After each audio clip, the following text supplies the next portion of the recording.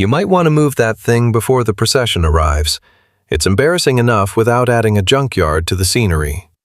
When Walter Briggs pulled his rust-eaten truck into the Millhaven Funeral Home parking lot, every eye turned, and not with kindness. To the well-dressed strangers around him, he was nothing an old man with dirty hands, a vehicle that belonged in a salvage yard, and no one in the world waiting for him. But Walter had spent 30 years giving everything he had to this town, one quiet act at a time, and the town had not forgotten.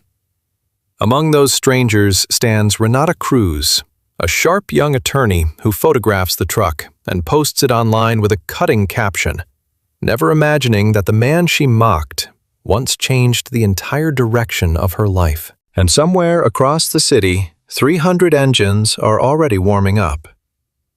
The parking lot at Millhaven Funeral Home had been resurfaced the previous spring, and the fresh, black asphalt still held a shine on dry days. It was a dry day. The cars arranged along its neat white lines were the kind that made other people feel something: a silver Mercedes coupe, a black Cadillac Escalade with tinted windows, a pearl-white Lexus that someone had clearly detailed that morning. The lot said something about the people inside, or at least about the image those people wanted to project, even on a day when someone they knew had died. Walter Briggs pulled in at 11:47, 13 minutes before the visitation was scheduled to begin. His truck was a 1991 Ford F-150 in a color that might once have been called burgundy, though time and weather had reduced it to something closer to a reddish-brown rust that spread across the hood in uneven continents. The passenger side mirror was held on with electrical tape. The rear bumper had a dent in the shape of something round, a post maybe, or a concrete pillar that had never been straightened. The engine, when it finally cut off, gave one last shuddering exhale, as if relieved. Walter climbed out slowly.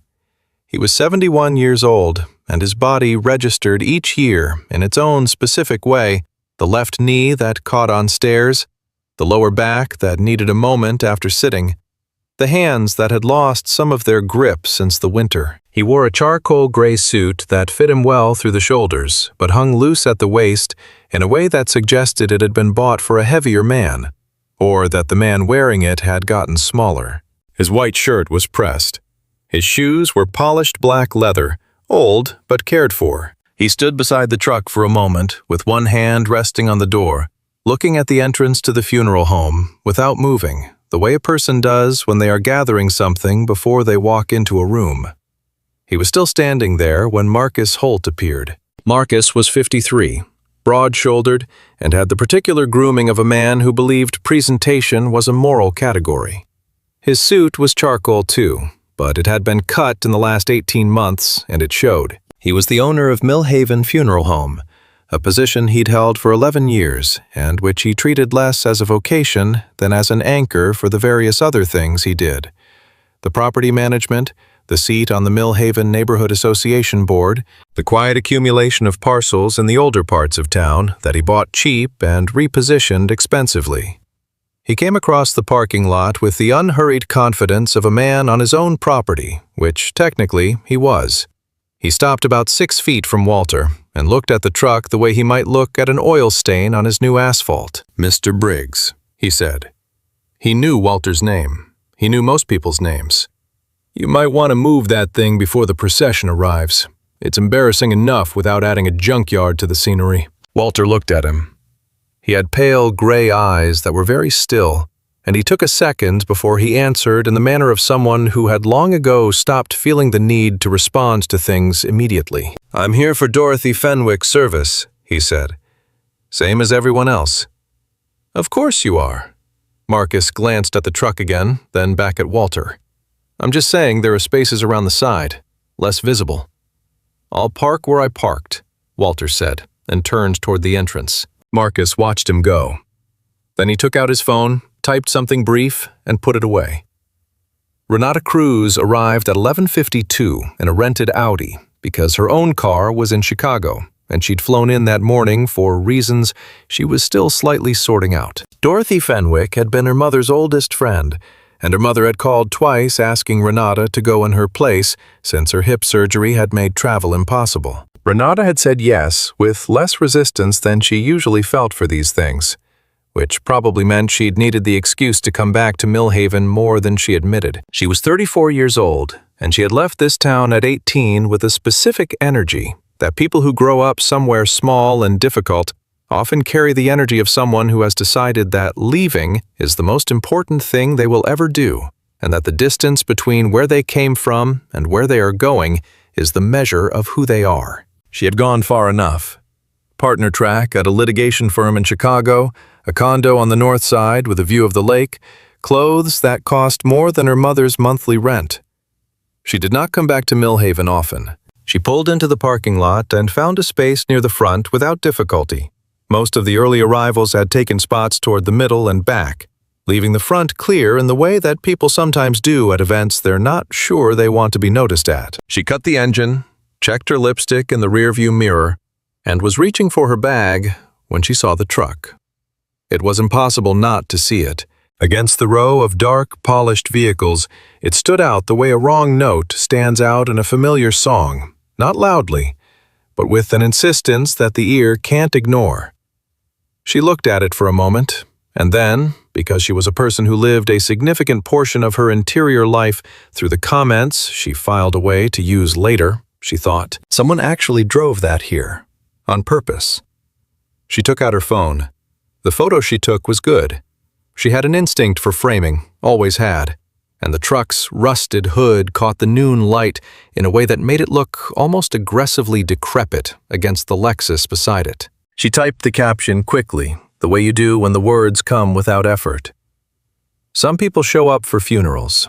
Some people show up with one. #Millhaven, #Truckhaven, and posted it to her private-ish Instagram account that had 412 followers, most of whom she'd never met in person, but who reliably liked things within minutes.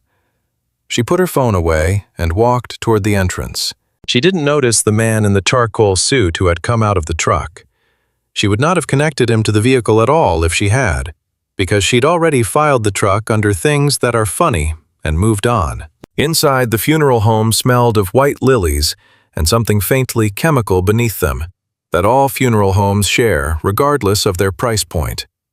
The visitation room was set up with rows of cushioned chairs facing a casket at the front, flanked by tall arrangements of flowers. Dorothy Fenwick's photo on the easel showed a woman with a wide smile and laugh lines that went all the way to her temples. She looked like someone who had enjoyed her life, which Renata thought was the best thing you could say about a person. She took a seat near the middle on the aisle and scanned the room with the professional habit of someone who spent her days reading rooms for advantage. About 40 people so far, mostly older. Dorothy had been 78. A cluster of women near the front who were clearly the family. A few men standing near the back, with the particular stillness of people who aren't sure they're going to stay. And 3 chairs to her right, the man from the truck. She recognized the suit before she registered his face, charcoal gray, the same jacket she'd seen climbing out of the Ford. He had a small notebook on his lap, the kind with a black cardboard cover, and he held a pen in his right hand without writing anything, just resting it there. His hands were the hands of someone who had spent a life doing physical work, the knuckles enlarged, the skin at the joints darkened by decades of grease or oil that soap never entirely reached. There was a small tattoo on the inside of his left wrist, partially hidden by his shirt cuff, the wing of a bird in dark blue ink that had blurred slightly with age, the way old tattoos do. Renata looked at him for a moment, with the mild curiosity she might give to any interesting detail in a room, then looked away. A woman sat down next to Walter, middle-aged, dressed simply, carrying a small child's drawing folded in her hand. She leaned over and said something to him that Renata couldn't hear. Walter turned to look at her, and something shifted in his expression. Not a smile, exactly, but a softening, like a window being opened in a closed room. The woman reached over and put her hand briefly over his, then took it away. She said something else, and Renata caught only 3 words in the gap between 2 people shifting in their seats nearby. "If not for you." Then the woman stood, moved further toward the front, and was absorbed into the crowd. Walter looked down at his notebook. He didn't write anything. His pen was still. Renata's phone buzzed against her palm. She glanced at it. 47 likes on the truck photo in 8 minutes, which was faster than usual. 3 comments already. She smiled faintly and put the phone face down in her lap. The room filled steadily. A pianist in the corner began playing something soft and repetitive that was designed to occupy the silence without demanding attention. Renata spoke briefly with 2 women who had known her mother, answered the same question about Chicago 4 times, and ate one of the small shortbread cookies from the refreshment table near the entrance, which was better than she expected. She was coming back to her seat when she passed the far wall of the room where a series of framed photographs and memorial items had been arranged on a narrow table. A tribute display for Dorothy, with pictures of her at various ages, a few personal items, and at the end of the table, something that didn't quite fit. It was a small wooden plaque, roughly the size of a paperback book, screwed to a piece of polished driftwood. The inscription was simple. In memory of those who built this, Briggs, 1994 to 2019. Below the text, a small emblem, an eagle in flight, the same as the tattoo on Walter's wrist, rendered here in brass. Renata looked at it for a moment. She didn't know what it referred to. She glanced around for a label or a program that might explain it. There wasn't one. She filed it in the same category as the woman who had whispered to Walter, as one of those things in a room full of strangers' history that you don't have the key to, and returned to her seat. On her phone, the truck photo had 62 likes. A woman named @authentically.andrea had commented, "Why are people like this?" with a laughing, crying emoji, and Renata had tapped the heart on the comment before she thought about it.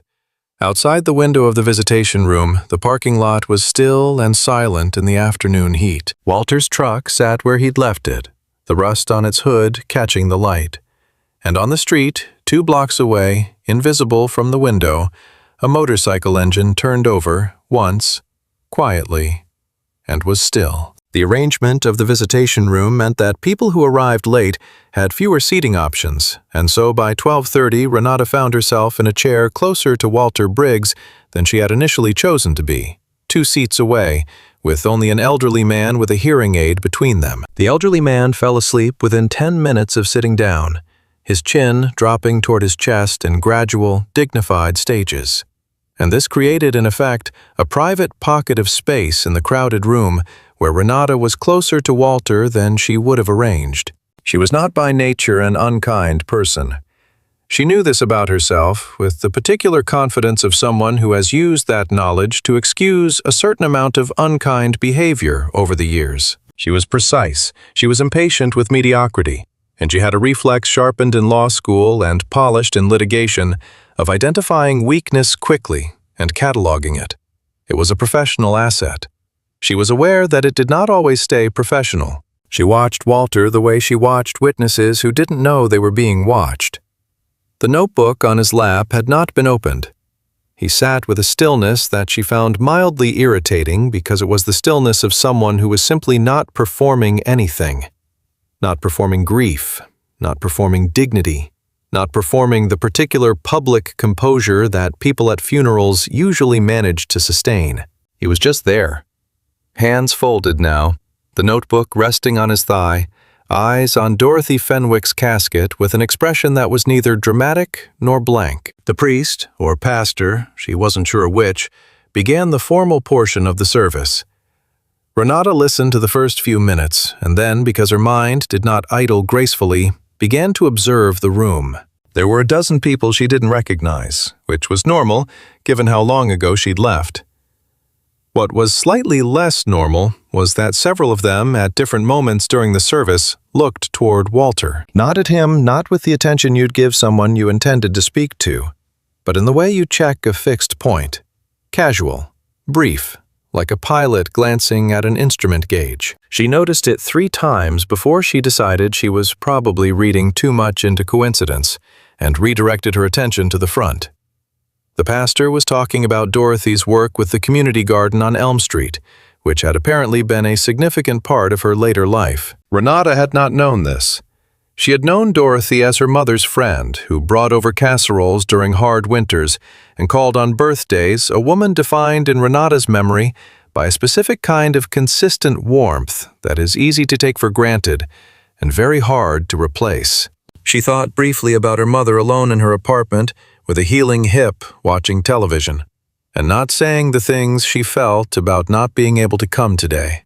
Renata looked at her phone, considered texting her, and decided she would call after the service instead. It was during the open reflection period, when the pastor invited anyone who wished to speak, that Marcus Holt appeared in the side doorway. He hadn't been in the main room during the service. He'd been in and out the way a host is at his own event, appearing at the periphery to ensure things were running. Now he came in, quietly stood near the back, and let his eyes move around the room in the way that Renata recognized as the survey of someone who is not here for the grief. A man named Gerald, who had been Dorothy's neighbor for 22 years, stood and spoke for about 4 minutes about her roses and her habit of leaving vegetables on people's porches in the summer. A granddaughter read a poem in a voice that broke twice and recovered. A woman from the community garden talked about what the program had meant to her. Then there was a pause. Walter stood. He didn't move to the front. He stood where he was in the middle of the room, and when he spoke, his voice was quieter than Renata expected. Not weak, but calibrated to the room, the way someone speaks who has learned to make a space for their words rather than project them. "Dorothy Fenwick brought food to my wife when she couldn't cook for herself," he said. "She sat with her on days I couldn't be home. She didn't ask permission, and she didn't want thanks. I don't have many words today, but I wanted that to be in the room." He sat back down. That was all. The sleeping man between Renata and Walter had not woken up. Renata was looking at the side of Walter's face, which was toward her now, and she noticed something she hadn't from 2 seats farther away. The lines around his eyes were deeper than they should have been for someone his age. Not the lines of age exactly, but the lines of sustained wakefulness, the lines of someone who had been up too many nights in a row for too long. She looked away. After the service concluded and people began to move toward the reception tables at the back, Marcus Holt worked his way through the room with a precision that Renata trained to notice the movement patterns of opposing counsel clocked immediately. He was not socializing. He was navigating. He exchanged 2-sentence condolences with the family cluster near the casket and then moved steadily through the crowd toward a specific destination. Walter Briggs, who was standing near the window with a small cup of coffee. Renata was near the refreshment table, close enough to hear if she wanted to. And she found that she did want to. She picked up a cup of her own and stood within range. Marcus's voice was pleasant. He had a pleasant voice. "Mr. Briggs, difficult day." "Yes," Walter said. "I imagine things have been difficult generally, since Margaret." A brief pause. "It's been a year," Walter said. "A year," Marcus repeated, and he said it with a tone of sympathy that was so well executed, it took Renata a moment to notice that it wasn't sympathy at all. It was inventory. He was assessing. "I want you to know that my offer still stands. The garage property on Decatur. I think we both know it's not something you're in a position to manage on your own, and the number I've proposed it's fair, Walter. It's more than fair." Walter's coffee cup was in his right hand. He didn't drink from it. "I've told you 3 times, he said. 3 times was before Margaret's treatment bills," Marcus said, still pleasant, still measured. "I'm not trying to be insensitive. I'm trying to offer you a way out of a situation that's only going to get harder. The property needs work you can't afford. The neighborhood association is going to start issuing violations." "Are they?" Walter said. It was not quite a question. "Buildings like that attract attention," Marcus said, "and not the good kind. I'm trying to help you, Walter. Take a few days. Think about it." He put a hand briefly on Walter's shoulder, the practiced touch of a man who had learned that physical contact closes arguments, and then moved on back into the crowd. Walter stood where he was for a moment. Then he took a sip of his coffee. Renata was watching him over the rim of her own cup. She had her lawyer's face on neutral, absorptive, and she was thinking about the phrase, "neighborhood association is going to start issuing violations," and the gap between what that sentence meant on its face and what it implied underneath. She was about to look away when a second person approached Walter. This one was different from Marcus in every way, a woman in her late 40s, wearing a coat that was slightly too warm for the weather and carrying a canvas tote bag with a yarn store's logo on it, who came around the edge of the crowd and made a direct line for him with the purposefulness of someone who had been waiting for the right moment. She stopped in front of Walter and looked at him for a second, with an expression that Renata couldn't name precisely. It was the expression of someone who owes a debt so large that looking at it directly is difficult. "I didn't know if you'd be here," the woman said. "Dorothy was a friend," Walter said. The woman nodded. She pressed her lips together. Then, "My son got his engineering certification last month. He asked me to tell you if I ever saw you." She paused.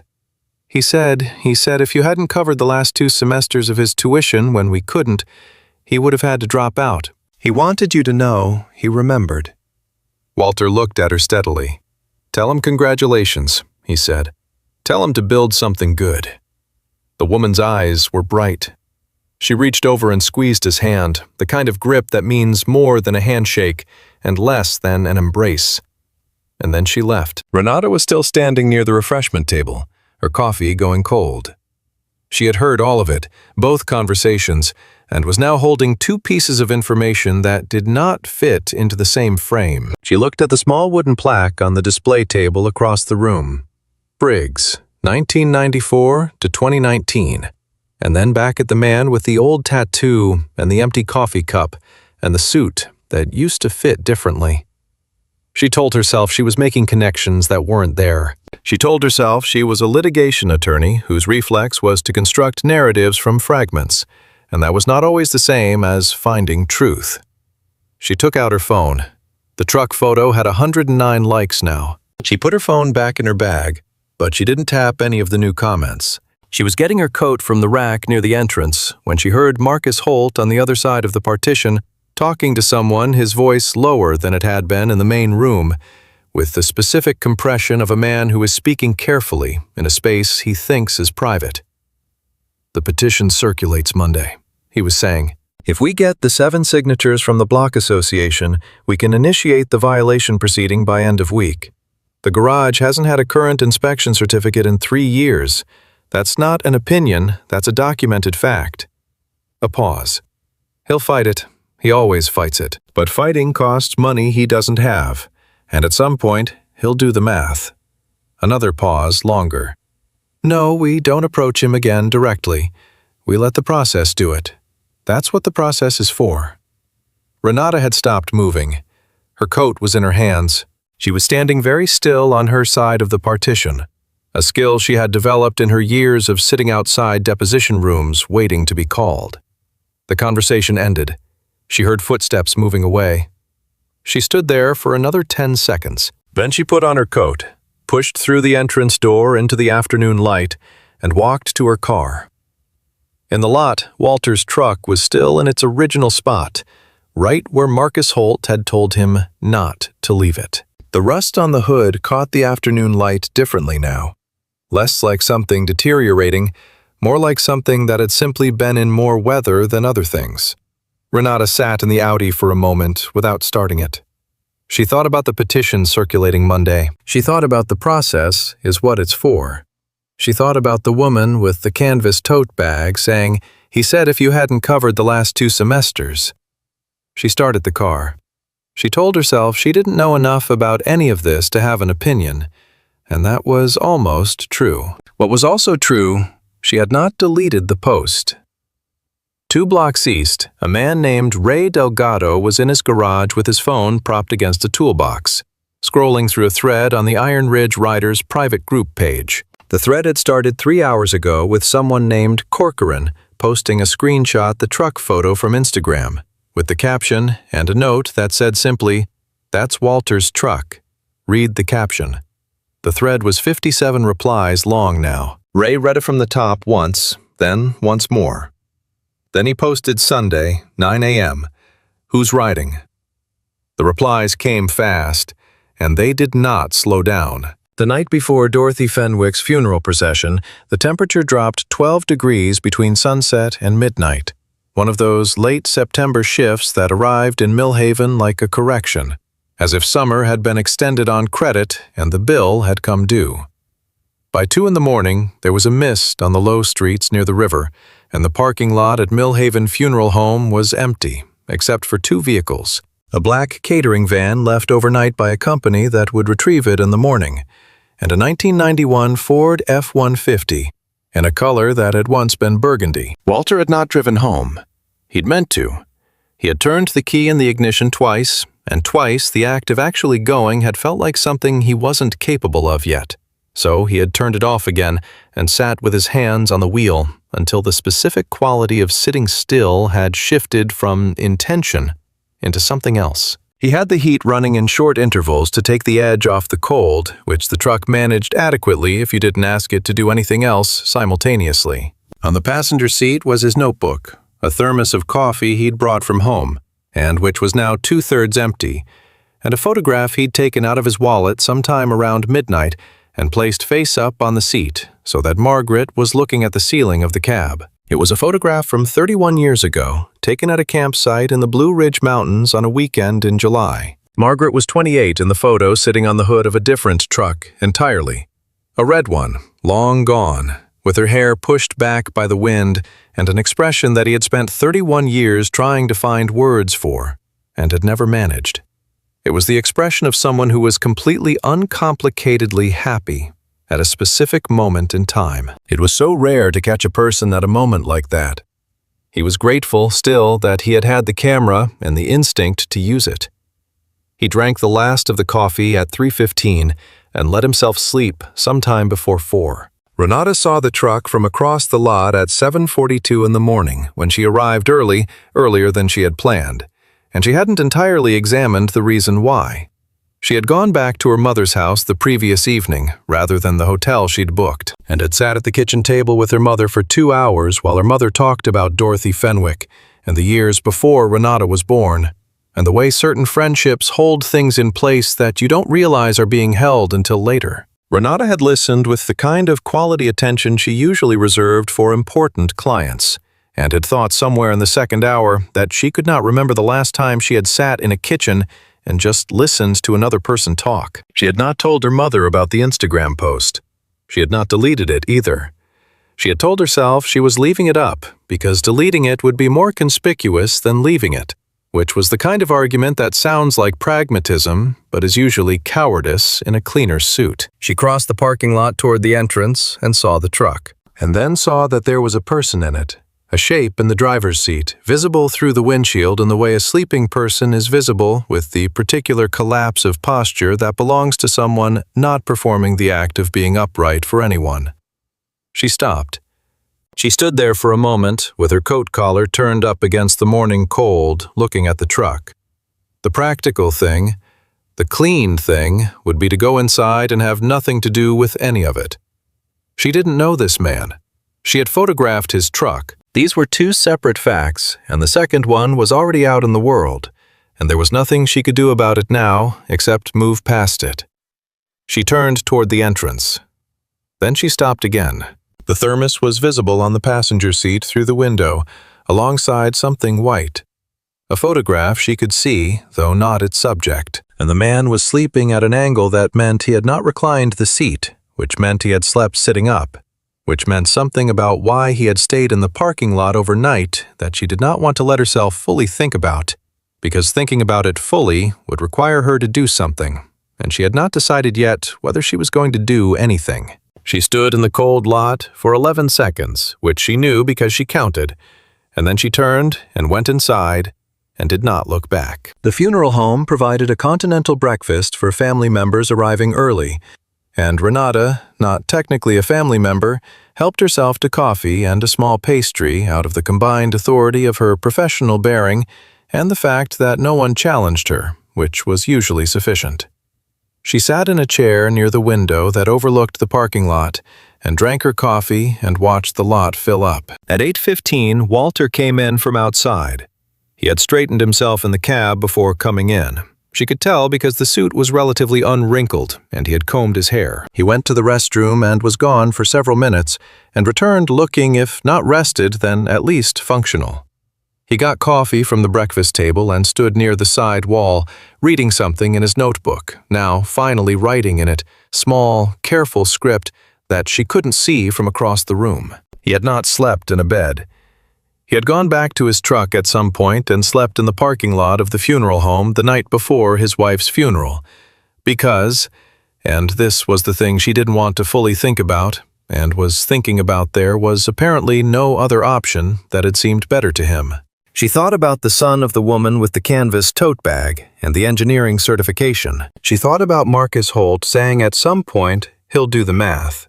The math she was beginning to understand might look very different from the outside than it did from the inside. Marcus arrived at 9 as the lot was filling, and the family cluster was gathering in the reception room for final arrangements before the procession. He moved through the space with his usual efficiency, speaking quietly to his staff, adjusting a floral arrangement that had tilted overnight, greeting the family with the practiced solemnity of a man who had done this many thousands of times, and had, somewhere in the repetition, replaced feeling with procedure. At 9:40, he stepped into the small office off the main hallway, and Renata, who had come down the hallway toward the restroom and then stopped at the half-open door out of a reflex she was not proud of, heard him on the phone.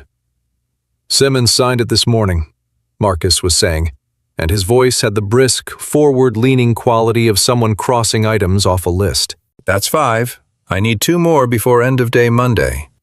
Yes, the inspection citation is the primary leverage the legal division has. Confirmed the garage hasn't had a current certificate since... He paused, checking something. Since 2021. That's 3 years of exposure. Once the citation is formal, he has 60 days to bring it into compliance, or face fines, and the compliance costs alone will... He paused again. "No, we don't discuss the land purchase in the same conversation. The petition is the petition, the offer is the offer. If he thinks they're related, we lose the legal standing. They have to stay separate. That's the whole point." Renata had not moved. The conversation ended. She continued down the hallway to the restroom, went inside, ran cold water over her wrists the way she did when she needed her head to be clear and not warm, and looked at herself in the mirror. She was good at reading the mechanism of a thing once she saw how its parts moved. What she had just heard was a man using the infrastructure of a neighborhood association, the petition, the inspection violation. The formal citation process as a tool to apply financial pressure to a specific person toward a specific outcome, while maintaining the legal appearance of neutral civic process. It was elegant in its way. It was the kind of thing that was very difficult to prove without either the recording of the conversation she had just heard or a paper trail through the association's internal communications, neither of which she possessed. She was a guest at a funeral. She had no client, no file number, no retainer. She had photographed the man's truck yesterday with a mocking caption and posted it online, and it had 132 likes. She dried her hands and went back out into the hallway. At 10:15, the procession began organizing in the parking lot. The hearse pulled around from the rear. Family cars were arranged in order. Other attendees were directed to form a secondary line. Walter walked to his truck and climbed in without ceremony. Renata was standing near the edge of the lot, not yet in her car, when she heard it. It started at the far end of the block, low, rhythmic, the collective rumble of engines that were not car engines. She turned to look. At the corner of Decatur and Mill Street, 2 blocks away, a motorcycle turned onto the block. Then another. Then 3 more. They came steadily, not rushing, not performing, just moving at a measured pace in a single file that curved around the corner from wherever they had gathered. She watched them come. 1 became 5, became 10, became something she stopped counting, because the count was no longer what mattered. They wore jackets with an eagle emblem on the back, the same eagle as the tattoo on Walter's wrist, the same eagle as the plaque in the visitation room. Some were old, some weren't. Some rode expensive bikes, and some rode ones that looked like they'd seen as much weather as Walter's truck. Marcus Holt appeared beside her. He was not looking at the motorcycles. He was looking at his phone, and from the angle of his posture, she could tell he had not expected this. "I didn't know," he said, partly to himself, "that he'd actually called them." "Maybe he didn't," Renata said, without knowing why she said it. Marcus looked at her briefly, then back at his phone. He started typing. The motorcycles kept coming. In the driver's seat of the Ford F-150, Walter sat with his hands on the wheel and his face turned toward the window, watching the bikes line up along both sides of the street. He had not called them. He had not asked. He did not know, even now, how many there were, or how they had known to come. He knew only that Ray Delgado had texted him at 6 that morning a message that said, "We're coming, brother, just drive," and that he had sat with that message for a long time before he started the engine. Renata was still standing at the edge of the parking lot. She reached into her bag and her fingers found her phone, and she held it without taking it out.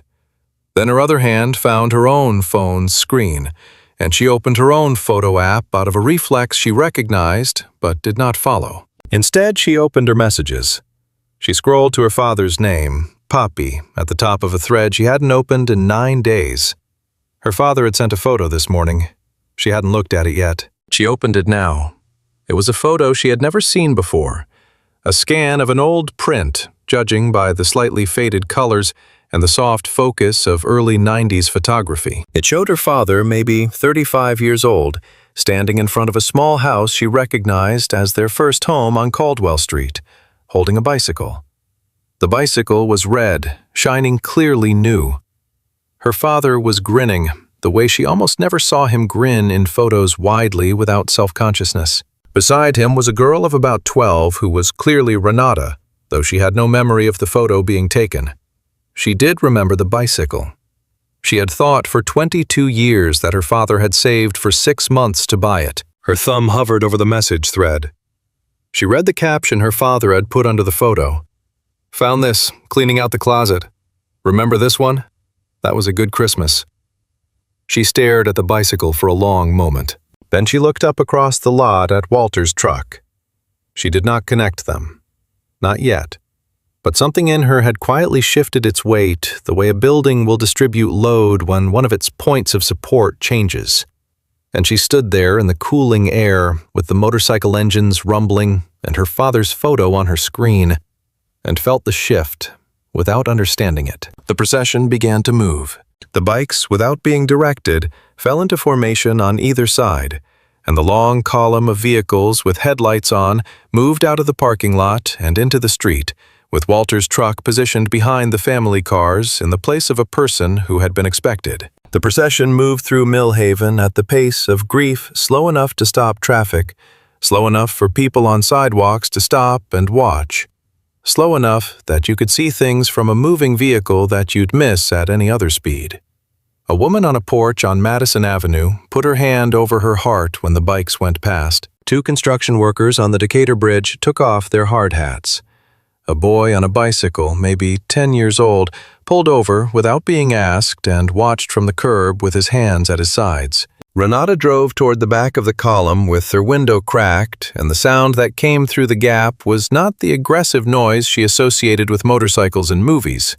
It was something more like a sustained chord, harmonically rich, the combined vibration of 300 engines in loose synchrony.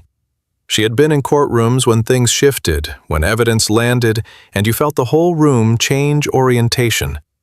And what she felt now was something like that, a change in the thing she was inside of without having moved herself.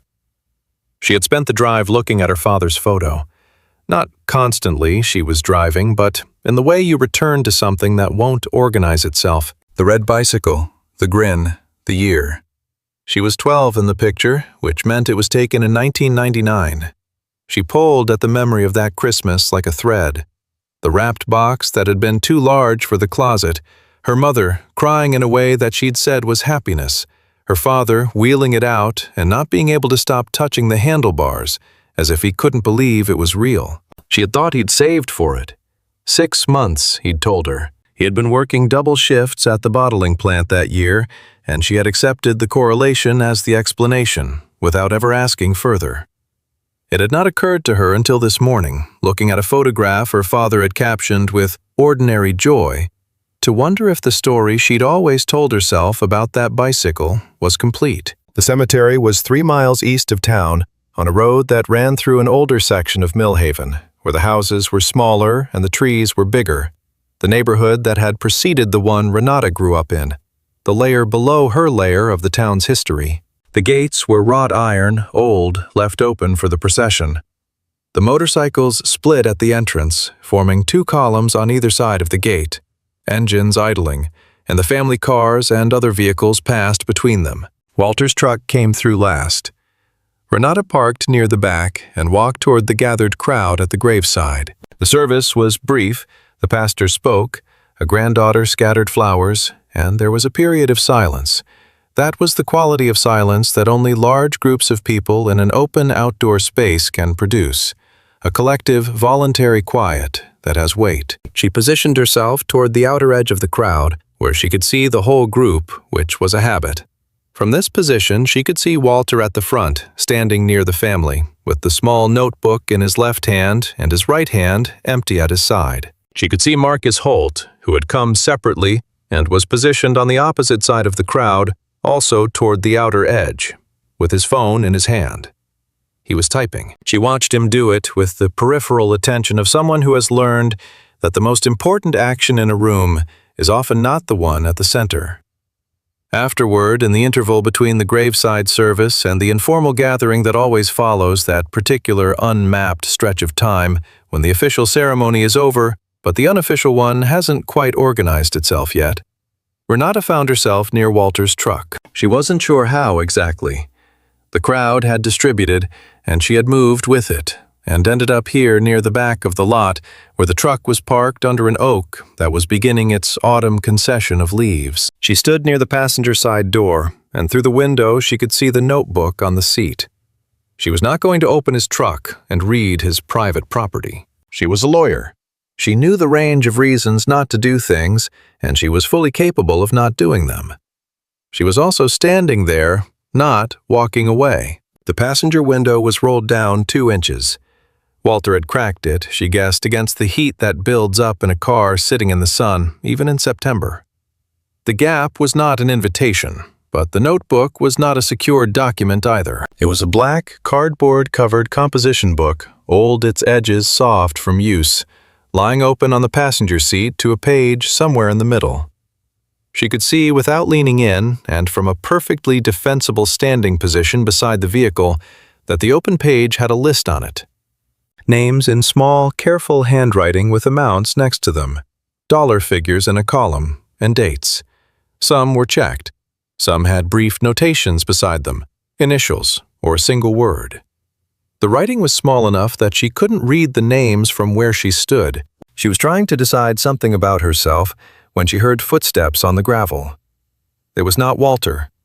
It was a man she hadn't seen before, perhaps 50, heavy-set, wearing a jacket with the eagle insignia on the chest.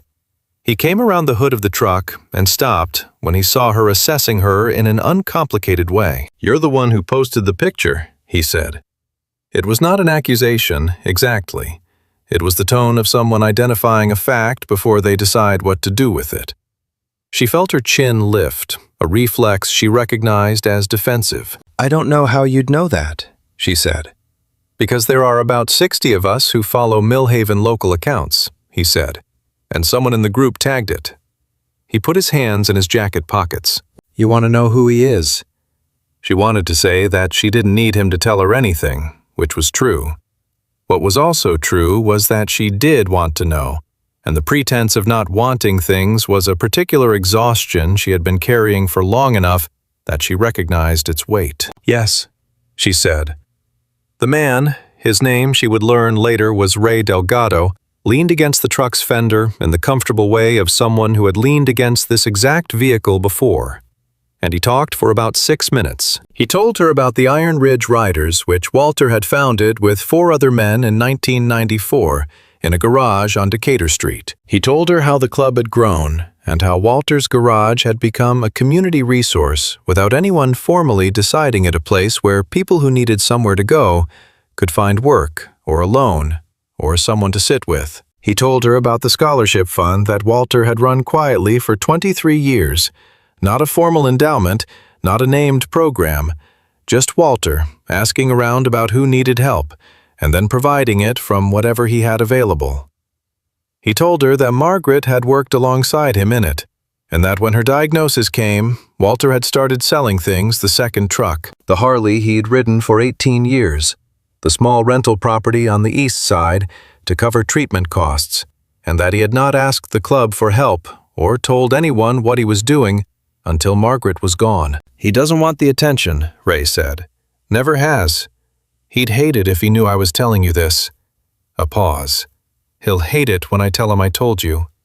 Renata was very still. "How many people the scholarship?" How many people? Ray thought about it. Over the years, dozens. Small amounts mostly. Tuition gaps, security deposits, medical copays. Nothing that would make headlines. He looked at her. "It adds up, though." "I know it adds up," she said. Her voice had come out quieter than she intended. She turned and looked at the notebook on the passenger seat. From this angle, standing next to Ray, she could see the open page more clearly, and her eyes moved across it with the trained speed of someone who processes written information for a living. The page was a list, names and amounts and dates, and partway down the right column, 12 lines from the top in Walter's small, careful hand, Cruise E. Bicycle. Christmas, 1999. $180. Renata stopped breathing for a moment in the specific way that happens when the thing you've been approaching without knowing it arrives all at once. Cruz E. Ernesto Cruz. Her father. The red bicycle. The grin. The year. The double shifts her father had worked, which she had understood as the explanation for the gift, and which had apparently been the explanation for something else entirely. Some other expense that her father had incurred at the same time. Some gap that Walter Briggs had quietly filled without being asked, without telling anyone, without expecting anything in return. She had been 12 years old. She had thought about that bicycle her whole life as evidence of her father's love and sacrifice. And it was, that it had always been that. But it had also been this. A stranger's quiet arithmetic on a line in a composition book. $180. Christmas, 1999. Checked off. She became aware that Ray Delgado was watching her. She became aware at the same moment of her phone vibrating in her bag. She pulled it out. It was a notification from Instagram, not a like, a tag. Someone had shared her truck photo to the Millhaven Neighborhood Network page with a comment, "This is the kind of disrespect outsiders bring back to our community." The woman who posted this is listed as an attorney. Maybe she should know better. Below that, Marcus Holt's account had replied, "Shared. This is worth seeing." And below that, the post had been shared again to the city's local news aggregator account, with a brief contextual note about Dorothy Fenwick's funeral and the truck in the parking lot. The truck photo, her caption, her name, which someone had found and attached, the likes which had climbed past 200 while she was at the cemetery. She looked at Marcus Holt across the lot, standing near his car, phone in hand. He had not looked up. He didn't need to. She understood what was happening. She understood it the way she understood tactics from the inside, seeing the structure. Marcus had waited until the procession was underway and the moment of community respect was visible.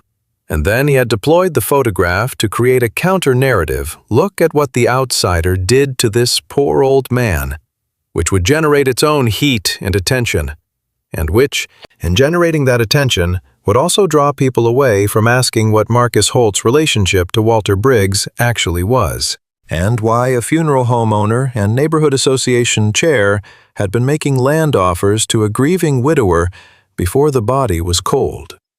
The photograph was real. She had taken it. The caption was hers.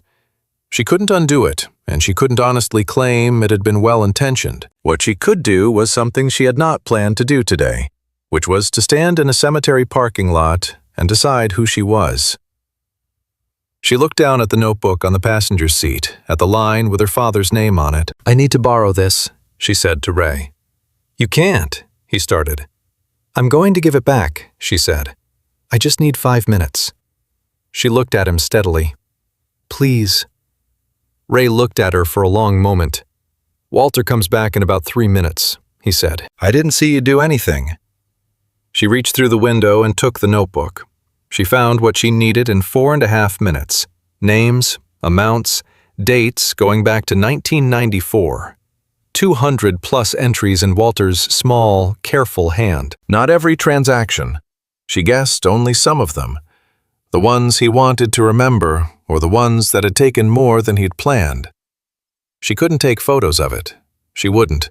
That wasn't the kind of document you photographed in a cemetery parking lot. But she read it, and the reading changed the shape of the story she was now inside of, and she put it back exactly as she'd found it, open to the same page, at the same angle, on the same seat. When Walter came around the side of the truck 2 minutes later, she was standing away from it near the oak tree, her hands in her coat pockets. He looked at her, and she looked at him, and there was a moment of mutual recognition that was not quite an introduction. "Mr. Briggs," she said. "I'm Renata Cruz. She stopped. There was no version of the next sentence that didn't require her to say something she had spent 22 years building her identity around not saying. "I owe you an apology. For the photograph. And for I owe you an apology." He looked at her with those still pale eyes that processed things without hurrying. He didn't make it easier. He didn't say, "Oh, don't worry about it," or "I didn't even see it," which would have been untrue in both directions, and which he apparently was not in the habit of saying. "All right," he said. "I heard the conversation," she said, "with Marcus Holt about the garage, the petition, the violations." She held his gaze. "He's going to try to use the photograph." "He already is." She took out her phone and showed him the screen, the shared posts, the comment thread, her name attached. Walter looked at it for a moment. His expression did not change dramatically, but something in it settled, the way a decision settles when you've been approaching it for a while, and then it finally arrives. "That's his business," Walter said. "It doesn't have to stay his," she said. "I'm a litigation attorney. I have some idea of what those conversations, the ones I heard, mean in terms of what can be demonstrated about intent. If there's a paper trail through the neighborhood association, if the petition and the purchase offer are coordinated." She stopped herself. "I'm not promising you a case. I'm saying I can look at what exists." He was very quiet. Then, "Why?" She could have said several things. She chose the true one. "Your name is in a notebook," she said, "next to my father's name, and a red bicycle, and 1999. She watched him understand. He was silent for a long moment, and in that silence, she could hear the last of the motorcycle engines idling at the cemetery gate, waiting for the old man to be ready. "I didn't do it for the thanks," he said. "I know," she said. "That's the part I got wrong." He looked at her for another moment, assessing something she couldn't name. Then he opened the truck door. "I'm going to drive to Margaret's grave," he said, "alone for a few minutes. After that," he paused, "we can talk about what exists."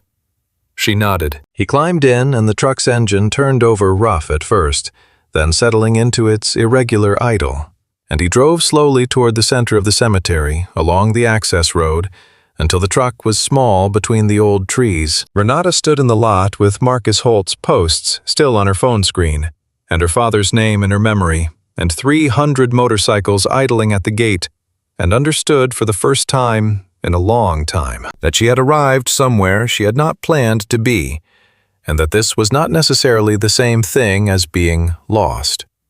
What she did not yet know was that Marcus Holt had spent the last 20 minutes making a phone call to a contact in the county clerk's office, and that by Monday morning, the violation proceeding would be filed 3 days ahead of schedule, with a processing note that marked it as urgent. The garage would have 30 days, not 60, to respond, and Marcus had already spoken to the only contractor in Millhaven who could certify the space on short notice, who would not be available. The next 24 hours were going to matter. The message from Ray Delgado arrived at 11:43 Sunday night, which was when Renata was sitting at her mother's kitchen table with a yellow legal pad and her laptop and a cup of tea that had gone cold without her noticing. Marcus filed early. Violation notice went in tonight. County records are public after midnight. 30 days, not 60. The contractor he's got a relationship with is the only one certified for that type of structure in the county. I know 3 guys who can do the work right, but they're not county certified. Walter doesn't know yet. He went to sleep 2 hours ago. Don't call him tonight. She had already been working. She had spent the 4 hours since the cemetery looking up what was publicly available about Marcus Holt's relationship with the Millhaven Neighborhood Association. The meeting minutes online going back 8 years. The property records, the petition filings, the donation disclosures. The association's bylaws were posted on the city website, and she had read them twice. She wrote back to Ray. How many people in the club have been helped by Walter directly? His reply came in under 2 minutes. Tracked down 43 tonight who said yes, documented. Probably more who don't know about each other. Why?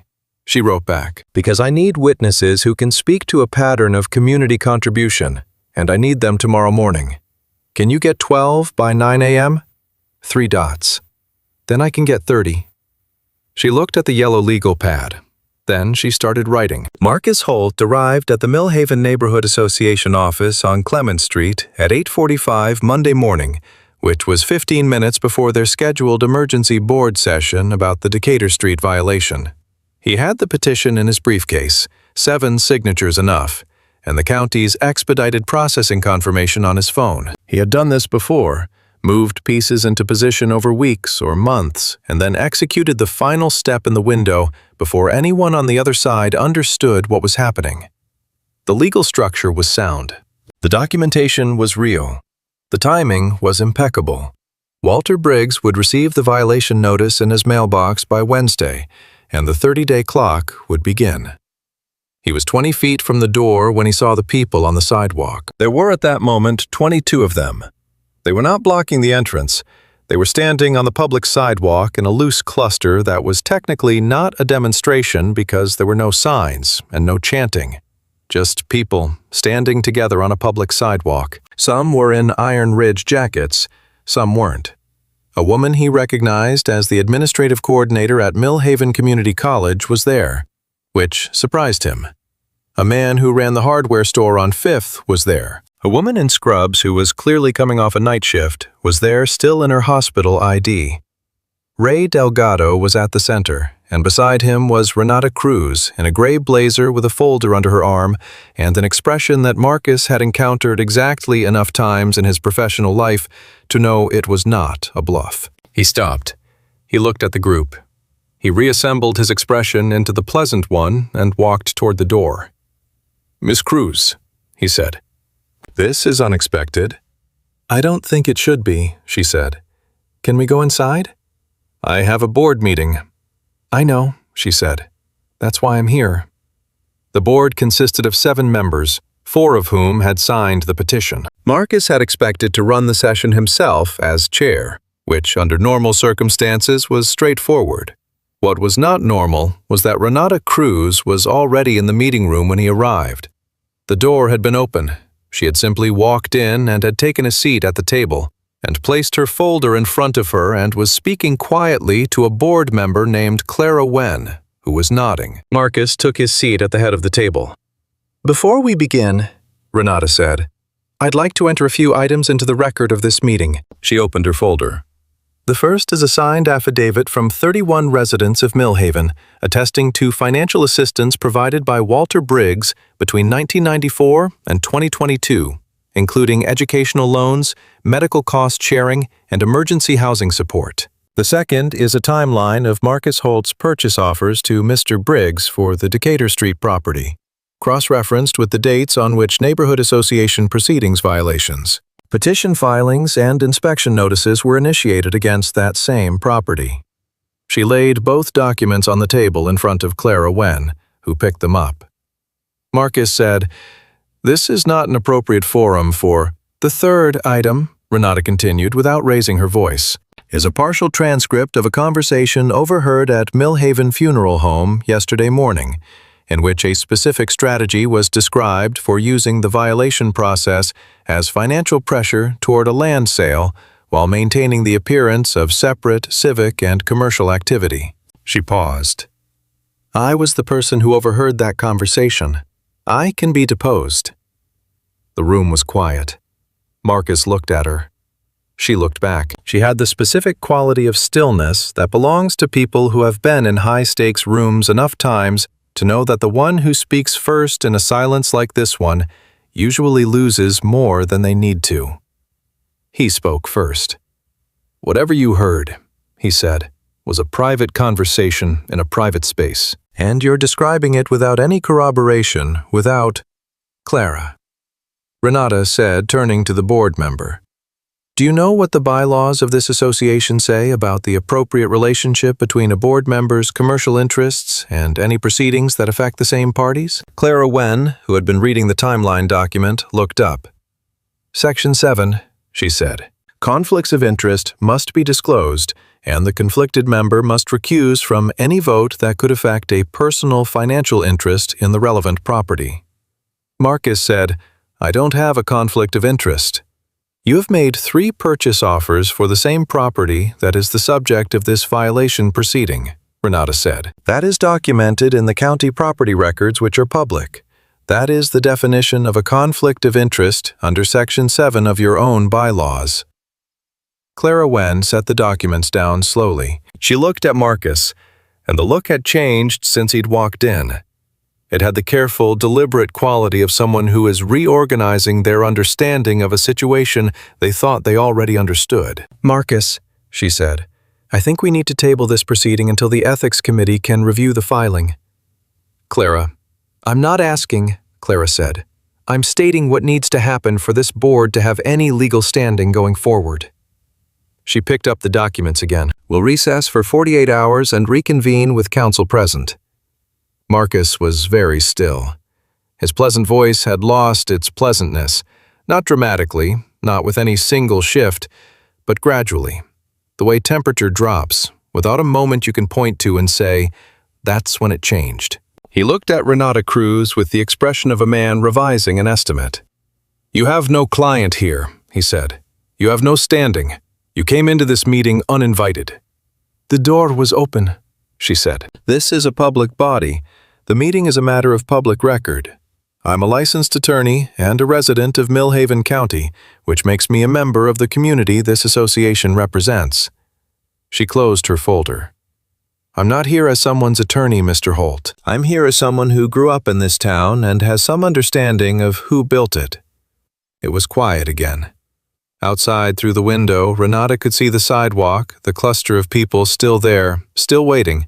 22 of them, in the morning light. Marcus looked at the table. He picked up his briefcase and stood. The proceeding is tabled, he said, addressing Clara. Pending review. He said it as if it were his decision, which it was not, but she let him have the word because she didn't need the word. He walked out of the room without looking at her.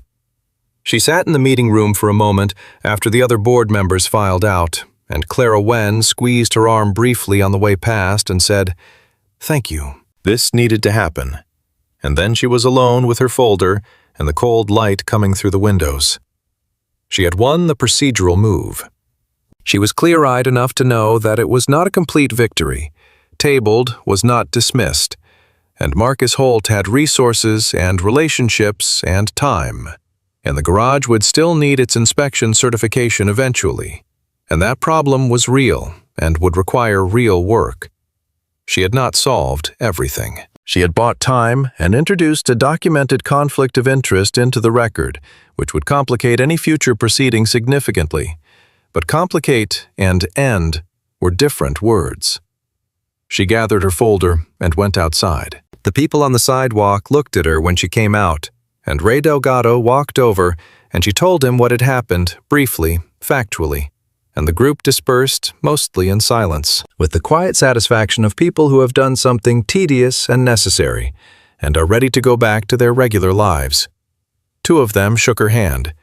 The woman in the scrubs, who hadn't said anything the entire time, just nodded at her and walked to her car. Ray said, "What does he need to fix the inspection?" "A certified contractor, updated electrical, and probably some structural work in the back section." 60 days would have been workable. 30 was designed to be impossible. How long does he actually have? She thought about it. If we can test the expedited timeline, which we can given the conflict of interest now on the record, probably 90 days minimum before anything binding happens. Maybe more if the Ethics Committee review opens a formal inquiry. Ray nodded slowly. "I know 2 guys," he said. "Not county certified, but one of them knows the man who does the county certifications, and there might be a way to do this legitimately, without it costing Walter what Marcus wants it to cost him." He paused. "It's going to take some work." "Most things do," she said. She drove to the cemetery. She hadn't planned to. She had planned to go back to her mother's house, pack, and catch her evening flight to Chicago, because she had a deposition Thursday and 3 unread case files, and a life that had been running without her attention for 5 days and was beginning to accumulate small urgencies the way a neglected inbox does. She planned all of that and then turned left instead of right at the intersection on Decatur Street and drove through the gates of the cemetery and parks near the back. Walter's truck was already there.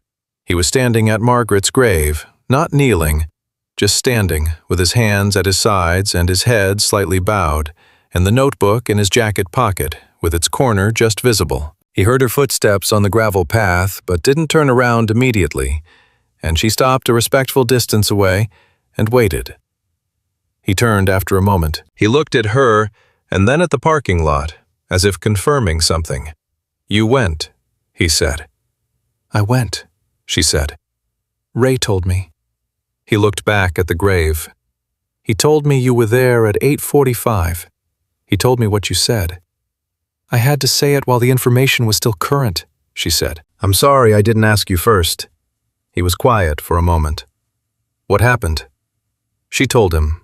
She told him about the timeline document, the affidavits, the Section 7 conflict of interest, the tabling of the proceeding. She told him about the 48-hour recess and the Ethics Committee review and the realistic prospect of a contested timeline. She told him about Ray's contact and the certification path that might be available. He listened to all of it. He did not interrupt, which was consistent with everything she had observed about him. When she finished, he said, "This doesn't go away." "No," she said. "It doesn't. Marcus is going to look for other angles. He might find them. But the record is different now than it was yesterday morning, and that matters." Walter nodded slowly. He looked at the headstone. Margaret Louise Briggs, 1951 to 2023. Beloved. "She would have liked you," he said. "She had no patience for people who weren't willing to say what they actually meant." Renata looked at the headstone. "I took a long time to get there," she said. "Most people do," Walter said. She stood beside him for a moment in the quiet of the cemetery, which had its own specific quality of quiet. Not the absence of sound, but the presence of something that sound doesn't interfere with. A crow moved in the oak trees. Somewhere on the road, a car passed. "My father's birthday is in March," Renata said. "I'm going to call him more than I have been." I wanted to say that somewhere, and this felt like the right place. Walter looked at her. "He doesn't know what you did," she said. "He doesn't know about the notebook." "He doesn't need to," Walter said. "I know," she said. "I know he doesn't." She paused. "I do, though, and I needed to know." He was looking at her with those still gray eyes, and he said, "You know what Margaret used to say about owing people?" He waited a beat.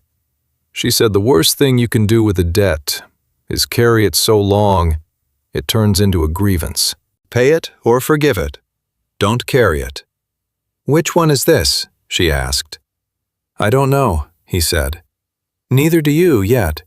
But you're here instead of on a plane, which tells me something." She didn't answer immediately because it was a true thing, and true things sometimes need a moment before they can be spoken to directly. "I booked a flight for Wednesday," she said. "I have some calls to make tomorrow." He nodded. He looked at the grave again, and she understood that this was the moment to leave, not because he was dismissing her, but because he needed to be here with Margaret for a while, in the way you need certain things to be private, even when the private space has already been shared. She turned to go. She had taken 3 steps when his voice came from behind her, low and clear. "Ms. Cruz?" he said. "Renata." She turned back. He was looking at her. He said, "Thank you. For the bicycle." He paused. "And the other thing, too." She stood there in the morning light in the cemetery where Margaret Briggs was buried, and where 300 motorcycles had passed the day before on their way to bring an old man home, and she felt something loosen in her chest that had been tightened for a very long time. Not dramatically, not in a way she could have described to anyone without feeling like she was overstating it, just a loosening, like tension releasing from a structure that had been built too rigid and is finally being allowed to settle into its proper shape. She nodded once. She walked back to the car. She called her father from the parking lot. He picked up on the second ring the way he always did, as if he had been waiting, which he probably had. "Mija," he said. "Where are you?" "Millhaven," she said. "I'm still here." "I thought you were flying back today." "I was," she said. "I found something to take care of first." She paused. "Poppy, that photograph you sent this morning." "The bicycle." "The red one, I know I looked terrible in that photo." "You looked happy," she said. "You looked really happy." He was quiet for a moment. "It was a good Christmas," he said. "Was it hard that year?" she asked. "Financially? Was it a hard year?" He hesitated just a beat, the hesitation of someone deciding how truthful to be, and then said, "Every year was a little hard in those days, Mija. You know that." "I know," she said. I wanted to ask." They stayed on the phone for 23 minutes, which was longer than any phone call she had initiated with him in the last 3 years. He told her about a new recipe her mother had found, about the neighbor's dog that kept digging under the fence, about a movie he'd watched, twice, because the first time he fell asleep. She listened to all of it. She asked questions. She did not look at her work email. When they hung up, she sat in the car for a moment in the cemetery parking lot. The oak trees were turning at the edges, just beginning the first small defections of green into gold. She opened Instagram. She read the comments on the truck photo for the first time, fully, all of them, without looking at the like count. Then she deleted the post. She did not write an explanation. She did not post a follow-up. She just deleted it and put her phone in her bag. The investigation into Marcus Holt's activities as Neighborhood Association Chair was opened by the County Ethics Office 11 days later, initiated by the timeline document and the conflict of interest disclosure that Clara Wen had formally submitted following the tabled meeting. The proceeding was still ongoing when the garage on Decatur Street passed its inspection in the 7th week, certified by a contractor who had agreed to do the assessment at a reduced rate as a matter of community contribution, a phrase the contractor used without irony because he had been one of the 43 names on Walter's list. Marcus Holt's contract with the city for the Millhaven Funeral Home's Municipal Services Agreement was reviewed and not renewed at the end of the fiscal year. He contested this. The contest was ongoing. He had not filed another purchase offer for the Decatur Street property. Walter Briggs drove the 1991 Ford F-150 to the garage that Saturday and parked it inside. The club helped repaint the exterior over the following 2 weekends. Not the truck, the building. Though someone somewhere in the work weekend touched up the truck's passenger side mirror mount and replaced the electrical tape with a proper bracket, and didn't say anything about it. Danny Briggs. Walter's son flew back to Millhaven on a Tuesday in October and stayed for 9 days, which was the longest visit in 6 years. They did not resolve everything that had gone unresolved between them the years when Walter had not called the night Margaret died, and Danny had not been there in time. But they ate dinner together 6 of the 9 evenings, and on the last night, Danny said, "I wish you'd asked for help, Dad." And Walter said, "I know, I'm working on it." And that was the most they had said about it, and it was enough for now. Renata came back to Millhaven in November, and in March, and again in June. She did not open a practice there. Her work was in Chicago, and she had built it carefully, and it mattered to her. But she made calls on Walter's behalf when calls needed to be made, and she sat across from her mother in the kitchen on Caldwell Street on the November visit and told her the whole story about the bicycle. And her mother cried, which Renata had expected, and then told Renata that there were other things she probably should have told her years ago, which Renata had not expected. Some of those conversations were difficult. She had them anyway. On the March visit, she stopped at the cemetery. It was a cold afternoon, the ground still hard from winter, but there were flowers at Margaret's grave, fresh ones in a simple vase, which meant Walter had been there recently. She stood at the grave for a minute without saying anything, because there wasn't anything she needed to say that hadn't already been said. Then she got back in the car and drove to her father's house, where he was standing in the driveway when she pulled in, because he had seen her rental car coming down the block and come outside to wait. "You're early," he said, grinning. "Traffic was light," she said, and hugged him. Inside, on the shelf in the hallway between his wife's good dishes and the photo from his daughter's law school graduation, was a small framed photograph, the one he had sent her in September. The scan of the old print. A man and a girl and a red bicycle in front of a house on Caldwell Street. The girl was 12 years old and had no idea yet how far she would go, or what she would leave behind, or what would be waiting when she finally came back to look at it. Her father had framed it some time after she'd told him about the notebook. He hadn't said much about that either. He had just framed the photo and put it on the shelf, and when she asked him why, he said, "Because it was a good day. We should keep the good days somewhere we can see them." She thought that was right.